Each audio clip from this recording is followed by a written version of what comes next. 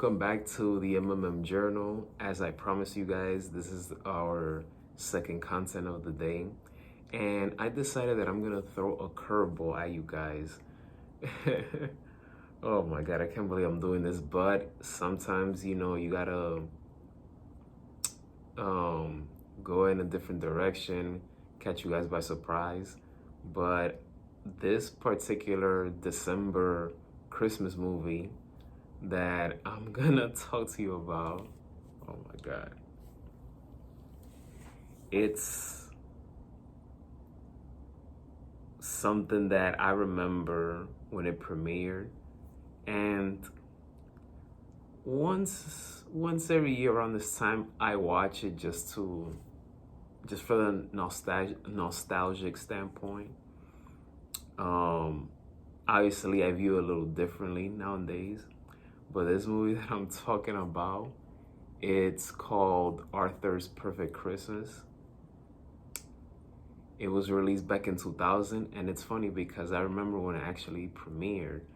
It premiered in Channel 13, which is PBS, I believe, and it was on Thanksgiving 2000. I remember it premiered in the nighttime on Thanksgiving in the year 2000.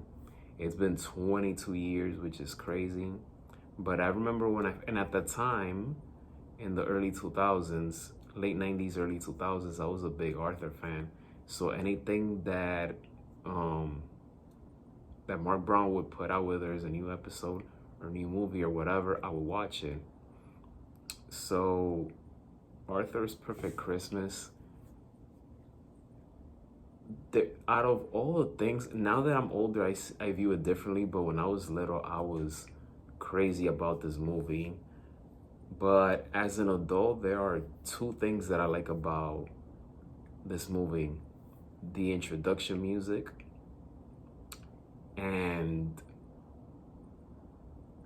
Muffy Crosswire's party scene. I think those are the only two things that I enjoy the most. Oh, there's three things. There's those two things, and also Uncle Fred, which is Arthur and DW's uncle from Florida, and he's Arthur and DW's mother's brother. I like him. I feel that writing him in that movie was the unsung hero, in my opinion. And he reminds me a lot like me in terms of how I interact with my nieces and nephews, in the sense that, he's comical, but at the same time, I like the fact that he was planning on giving a gift to his own sister for breaking a cup of tea in the past. But instead, he put Arthur's name on it because Arthur accidentally broke his gift that he was going to get to his mom, and he was devastated. So Uncle Fred, being the great uncle and human being that he is, instead of him giving his own gift to his sister, he decided to put his nephew's name on it. So that was a great gesture, and not too many uncles and fathers and stuff like that can do that. So, and that's something that I would have done myself for my nieces and nephews if they were ever in that kind of position. So, and also Uncle Fred is clumsy, and I'm gonna admit this, there are times where I could be clumsy, not Steve Urkel clumsy, but with certain things, but never to that extreme, thank the good Lord. But yeah, Uncle Fred, definitely, he's a favorite of mine in this particular movie. The introduction of that song at the very beginning of Arthur's Perfect Christmas, I just love the sound of the piano. It's just beautiful, beautiful. That's why to this day, when I watch it, I had to play, I mostly play for that part, and I just skip the other parts and put the other favorite scenes of that movie. Muffy Crosswire, to this day, I find her very annoying out of all cast of characters of the Arthur series. And in this movie, she's even more annoying because her close friend, best friend, Francine Fretsky, who's Jewish, she's constantly telling her that she can go to her Christmas party, and Muffy just keeps ignoring her, not listening to her. So then by the time the party arrives and Muffy has a present for her, that's when she realizes that Francine is not there.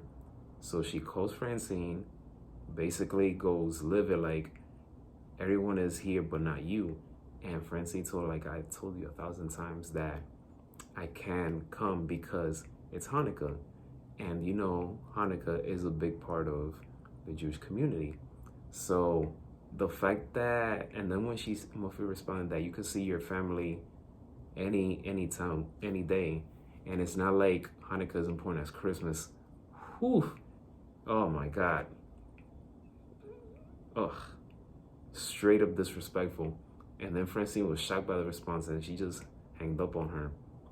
So, but then, you know, Francine made her realize in the future, not in the future, but days later, that why Hanukkah is so important to her, and Muffy finally realized, like, oh, I get it now. But this movie, it shows you a lot about family, relationships, culture, tradition, love. There's just so many themes that this movie provides that it makes it a very feel-good, heartwarming movie. Oh yes, I can't forget about DW. Yes, DW. She's a spoiled little brat. When she threw that fit on Christmas Day that she didn't get the present that she wanted, I'm like, if it were me as a parent, I would have been like, go ahead, you can continue crying. You're not gonna cry blood. So, but you know, not all families are willing to teach their kids, you know, like what's really important about Christmas or about life. But I would not coddle my kid if they would throw a fit like the way she did in that moment, especially on Christmas Day. But although she didn't get the gift that she wanted, the gift that she got, she ended up loving it. So the parents dodged the bullet in that regard. But the fact that she threw a fit, when I was little, I didn't really sweat it. But now that I'm older, I said, like, little girl, please. But yeah, I'm not the coddling type. If I see that you're being ungrateful or being a spoiled brat, no way, Jose. I don't accept that. So I'm old school in a lot of aspects, and in that aspect, I'm one of them. So yeah, I'm not just gonna be the gimme, or handing out everything, and no. Because when you give your kid a little too much, or let them get comfortable disrespecting you, then you're on a wrong track. You're on a bad path, in the wrong path as a parent. So it's very important to teach your kids, you know, what's really important from early on. So then when they get older, they will have much better understanding and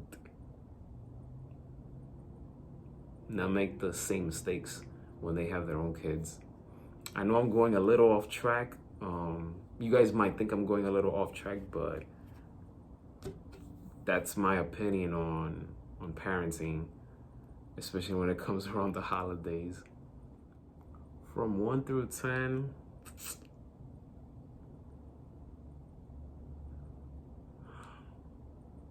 I'm sorry for the other Arthur fans, but I'm not gonna be too harsh.